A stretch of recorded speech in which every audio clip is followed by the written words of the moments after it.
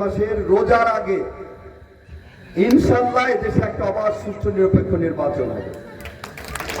সেই নির্বাচনের জনগণের ভোটে আমাদের বাংলাদেশের সবচেয়ে জনপ্রিয় দল, সর্ববৃহৎ দল বিএনপি যেন জনগণের ভোট নিয়ে রাষ্ট্র ক্ষমতায় যেতে পারে, সেটার জন্য কিন্তু আমাদের ঐক্যবদ্ধভাবে, আমাদের প্রিয় নেতা যেটা বলছেন, যে কোনো মূল্যে ঐক্যের কোনো বিকল্প নেই, ঐক্যবদ্ধভাবে আমাদের আগামী ইলেকশনে ধানের শীষের প্রতীক দিয়ে আমাদের দল যাকেই পাঠাবে।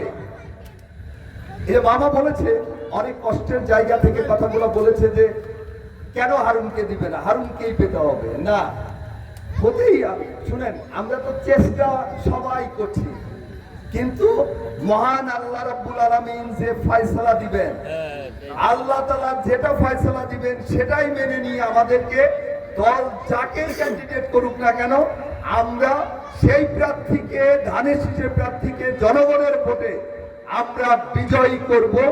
এটাই কিন্তু আমাদের মূল, আমাদের লক্ষ্য থাকতে হবে।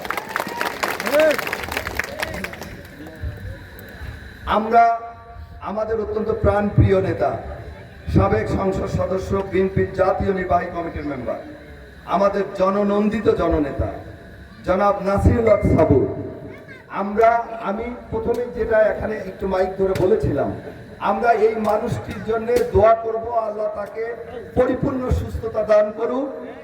তিনি আগামী নির্বাচনে, সেটা ওনাকে যদি দেন বা ওনার বাইরেও কাকে দেন, আমাদের কথা থাকবে সাবু ভাইকে নিয়ে আমরা সবাই ঐক্যবদ্ধভাবে আগামী দিনগুলা আমরা যেন দলের প্রতিটা কর্মকাণ্ড, প্রতিটা কর্মসূচি আমরা পালন করতে পারি, এটার জন্য আল্লাহর কাছে দোয়া করতে হবে।